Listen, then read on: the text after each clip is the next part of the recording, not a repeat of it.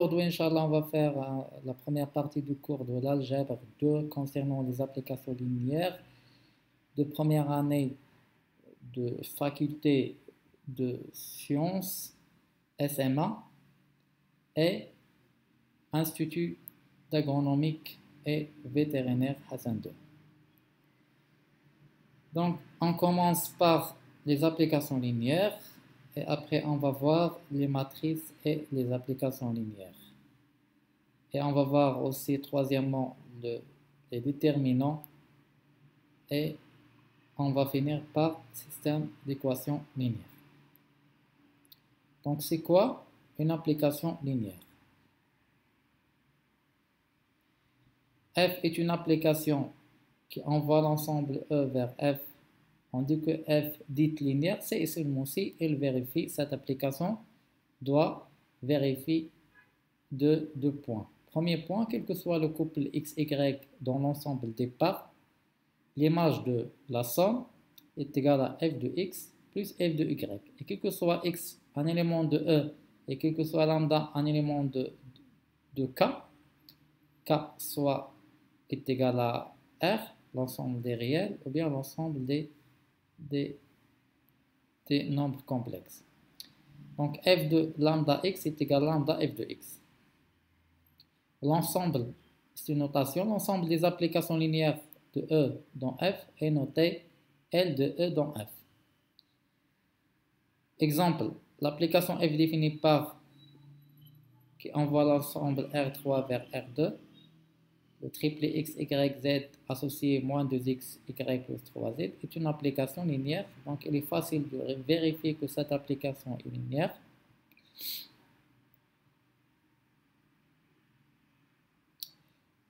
Toutes les applications ne sont pas des applications linéaires. Exemple, soit f est une application qui envoie l'ensemble R3 vers R3, définie par f de x, y, z est égal à x, x, y, x plus y. Cette application n'est pas linéaire. En effet, prenons par exemple un vecteur u qui est égal à 1, 1, 0. Donc f de u est égal à 1, 1, 1, mais f de 2u est égal à 2, 4, 2. Et d'autre part, 2 fois f de u, c'est différent à, est égal à 2, 2, 2, c'est différent à 2f de u. Donc cette application, elle n'est pas linéaire. Une caractérisation, donc pour montrer que une application, telle application est linéaire, il suffit de prouver que quel que soit lambda mu dans K et quel que soit x, y dans E, f de lambda x plus mu y est égal à lambda f de x plus mu f de y. C'est une caractérisation pour prouver qu'une application est linéaire. Propriété, soit f appartient à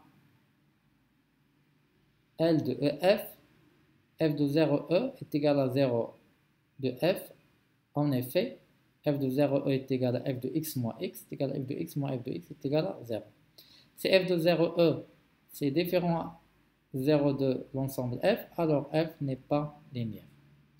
Soit fg appartient à l'ensemble des endomorphismes, donc l'ensemble des applications linéaires définies par, quel que soit x, pour tout x appartient à E et pour tout lambda appartient à K, f plus g de x est égal à f de x plus g de x, et lambda f de x est égal à lambda fois f de x. Donc cet ensemble menu de plus et point est un K espace vectoriel, est un sous-espace vectoriel. Définition. Une application linéaire de E dans F est aussi appelée morphisme ou bien homomorphisme. Donc toute application linéaire est appelée un homomorphisme d'espace vectoriel.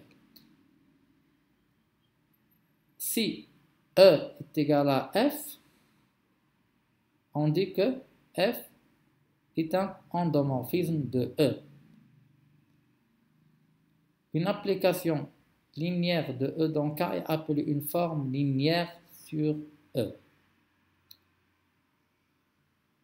Une application linéaire bijective de E sur F est appelée isomorphisme d'espace vectoriel. Les deux espaces vectoriels E et F sont alors dits isomorphes. L'ensemble des isomorphismes de E sur F est noté isom EF. Si F appartient à isom EF, alors F-1 et aussi appartient à isom EF. L'application réciproque de F-1, c'est l'application réciproque de F. Un endomorphisme bijectif de E est appelé automorphisme de E. L'ensemble des automorphismes de E est noté GL de E.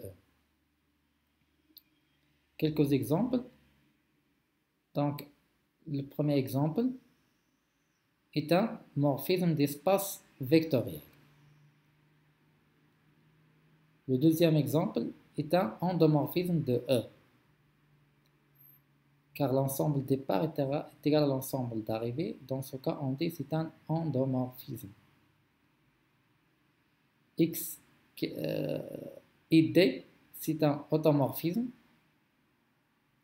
F qui envoie R3 vers R, X, Y, Z associé X moins de Y plus Z est une forme linéaire de R3.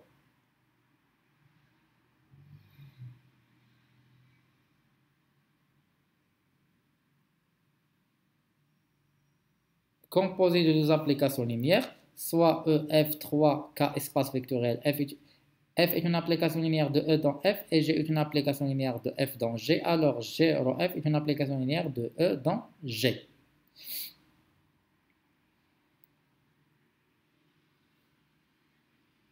Alors G rho F est une application linéaire de E dans G. Voilà la preuve. Libre échauffe la preuve. Voilà. Il est clair.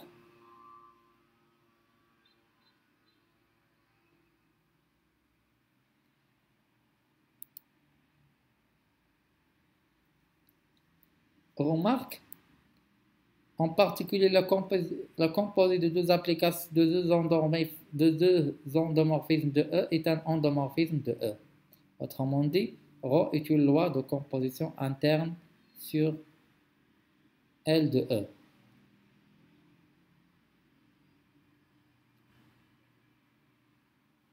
Noyau d'une application linéaire, soit F est une application linéaire, on appelle noyau de F et on note le kerr, donc le kerr de F, le sous-ensemble de E défini par. Le kerr de F, c'est quoi? C'est les éléments de X tels que l'image de ces éléments est égale à 0. Théorème, l'ensemble kerr de F est un sous-espace vectoriel de E. Preuve, pour montrer que le kerr de F est un sous-espace vectoriel, tout d'abord, on va montrer que le kerr, c'est non nul. Effectivement, 0 de E appartient à kerr de F, car l'image de 0, c'est 0. Montrant que donc 0 appartient à le kerr de F. D'où le kerr de F, c'est différent à l'ensemble vide. Donc, on va utiliser la caractérisation de prouver que c'est un sous-espace vectoriel. On va prendre lambda mu dans K et un couple x, y dans le kerr. Et on va prouver que lambda x plus mu y est aussi dans le kerr de f. F de lambda x plus mu de y est égal à lambda f de x plus mu f de y est 0. Comme x, y appartient au kerr, donc l'image de x est égale à 0 de f et l'image de y est égal à 0 de f. La somme, c'est égal à 0. D'où lambda x plus mu y appartient à le quart de f. Ce qui implique que le quart de f est un sous-espace vectoriel de E. Donc, conclusion, le noyau, notez bien que le noyau fournit une nouvelle façon d'obtenir des sous-espaces vectoriels. Un exemple, un plan P passant par l'origine d'équation ax plus by plus cz est égal à 0 est un sous-espace vectoriel de R3. Donc, on va prouver que ce plan est un sous-espace vectoriel de R3. En effet, soit f qui envoie R3 vers R, la forme linéaire définie par f de x, y, z est égal à ax plus by plus cz. Il est facile de vérifier que f est linéaire, de sorte que le quart de f est égal à ax plus by plus cz est égal à 0. Donc, quart de f, on a dit que le quart de f sont des éléments de l'ensemble de départ, tels que l'image de ces éléments par cette application est nulle. Voilà. Donc, P est un sous-espace vectoriel. Donc, le quart de f est un sous-espace vectoriel. Car on a vu que le quart de f est un sous-espace vectoriel.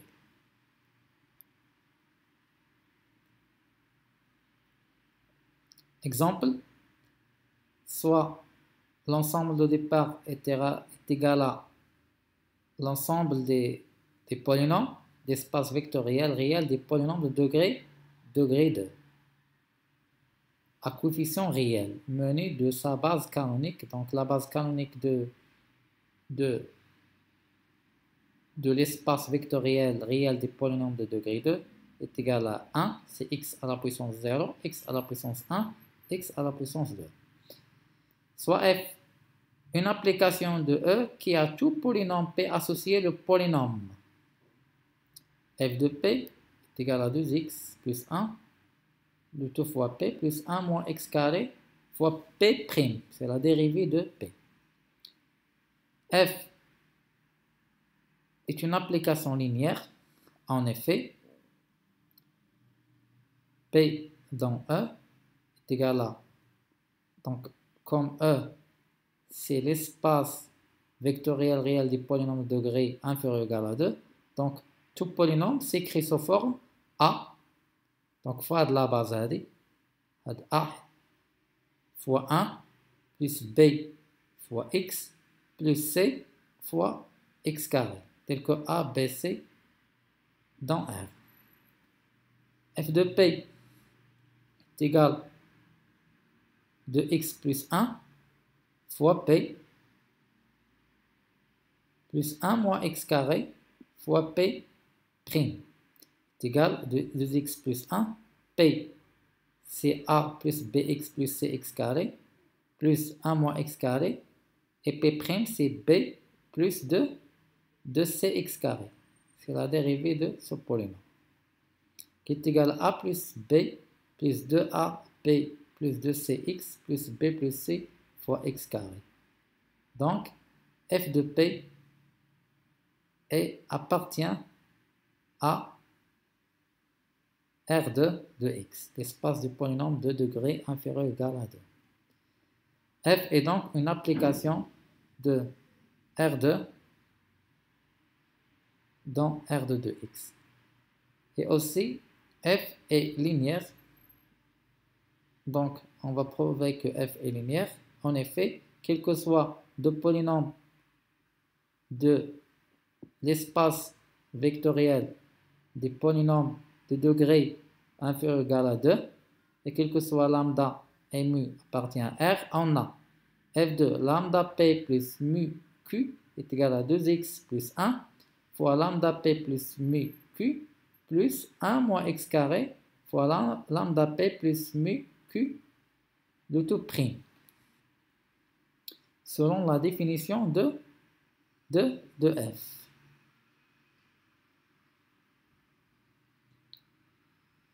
On va simplifier.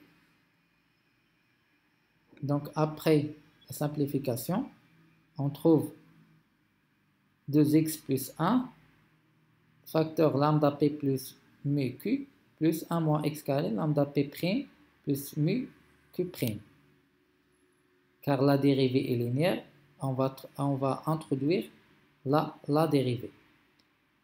Et on va factoriser par lambda, est égal 2x plus 1, P, plus 1 moins x carré fois P prime, plus mu, 2x plus 1, Q, plus 1 moins x carré, Q prime. On va factoriser là par mu, qui est égal à lambda f de P, voilà f de P, et voilà f de Q.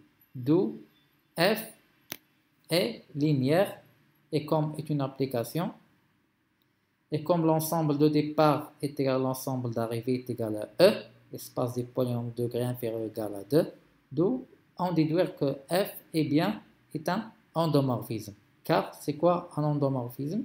C'est une application qui est linéaire et qui envoie l'ensemble vers lui-même. Donc l'ensemble de départ est égal à l'ensemble d'arrivée.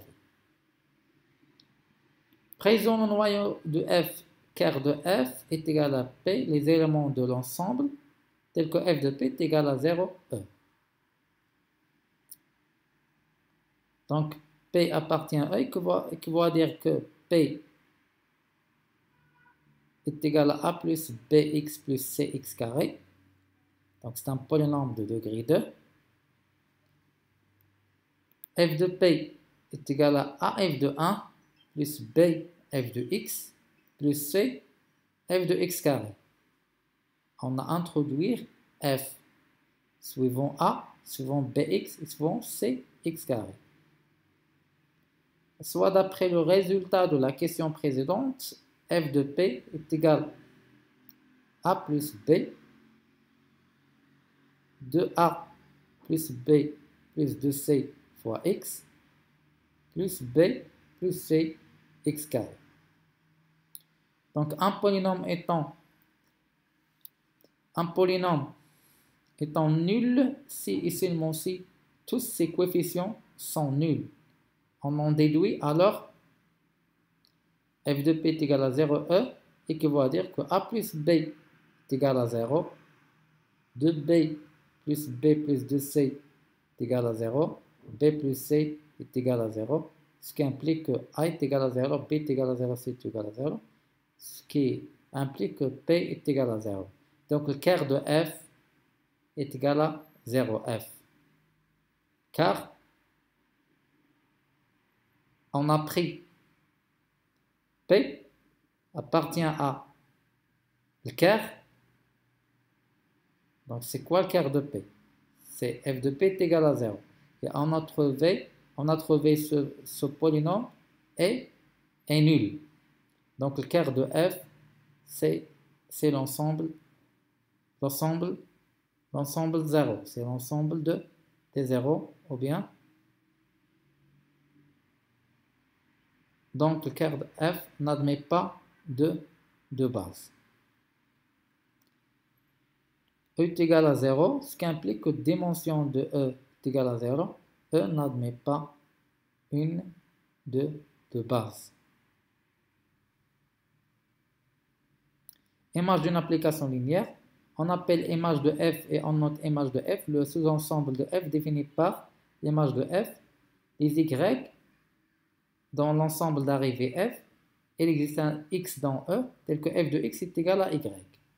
L'image de f est égal à f de x, tel que x appartient à E. L'ensemble d'images est un sous-espace vectoriel de f. En effet, l'image est un ensemble non vide. F de 0e est égal à 0f. Donc 0f appartient à l'image. On va prendre deux éléments de l'image, alpha dans K. Ces éléments, c'est U et V. Donc, U et V appartient à l'image, équivaut à dire qu'il existe un X dans E, tel que U est égal à f de X, et V est égal à f de Y. Et aussi, il existe un Y, tel que V est égal à f de Y. La somme, U plus V est égal à f de X plus f de Y. Et comme f est linéaire, donc f de X plus Y est égal à f, ou X plus Y est égal à Z. Ce qui implique que U plus V appartient à l'image de f. Et on a alpha U est égal à alpha fois f de x est égal à f alpha x est égal à alpha de t. On a posé alpha x est égal à t, ce qui implique que alpha U appartient à l'image de f. Ainsi, l'image de f est un sous-espace vectoriel de f.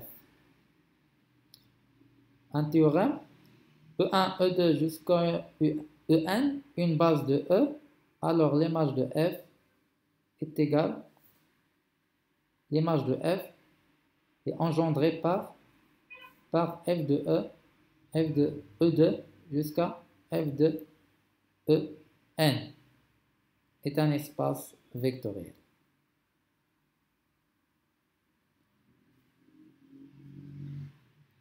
En effet, on va montrer que l'image de f est égale à le vecte, donc cette écriture, qui signifie que le vecte de l'image de f est égal au vecte de f de E, f de E2 jusqu'à f de En. Donc, montrons que l'image est égale à le vecte de f de E, f de E2 jusqu'à f de En. En effet, x appartient à E, donc il existe des uniques x1, x2, xn appartient à K, tel que x est égal à xi, e, i. Car E1, E2 jusqu'à En est une base. Voilà, donc chaque élément de x sera écrit en fonction des éléments de la base de E, tels que le xi, les coordonnées de x dans E.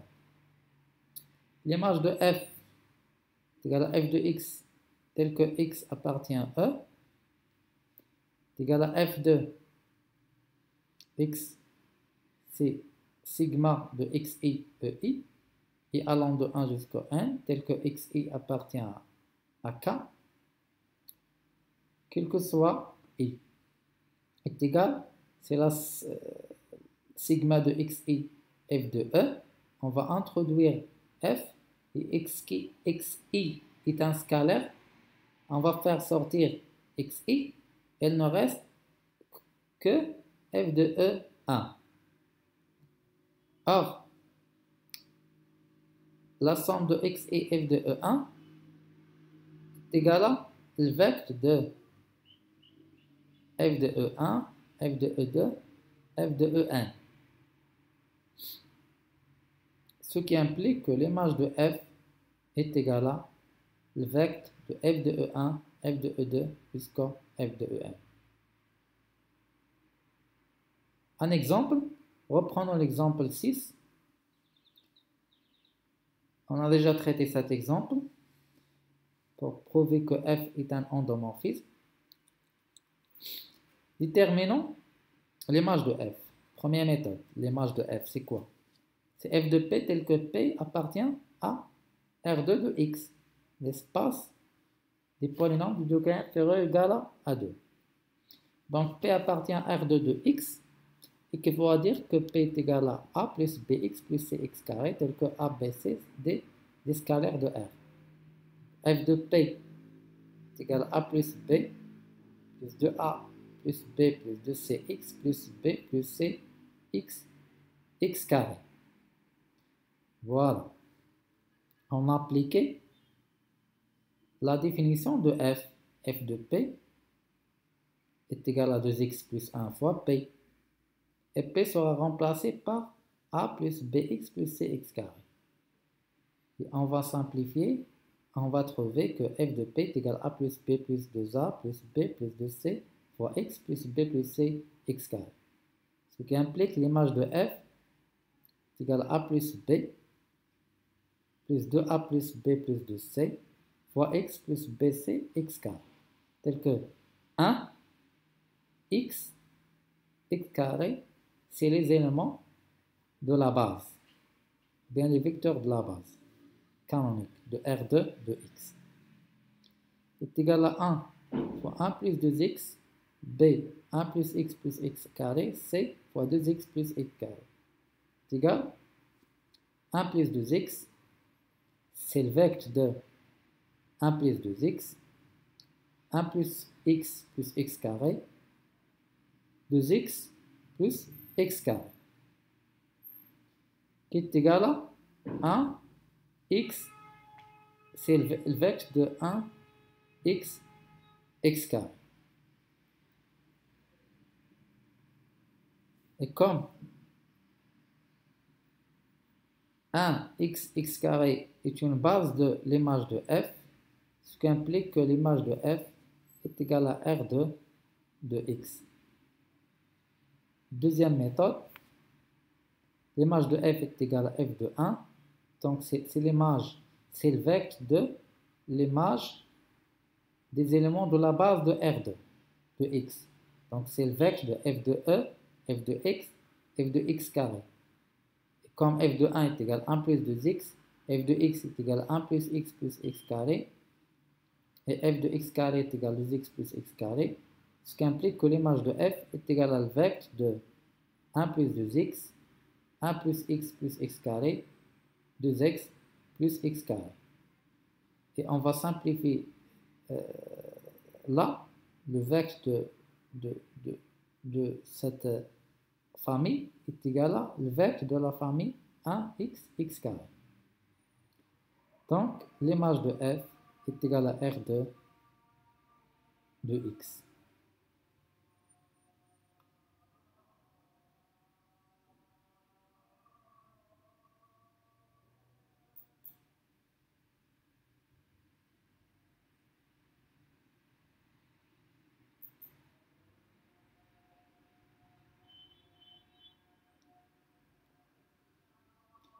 Et on s'arrête là et Inch'Allah, on va finir dans la deuxième séance de ce cours.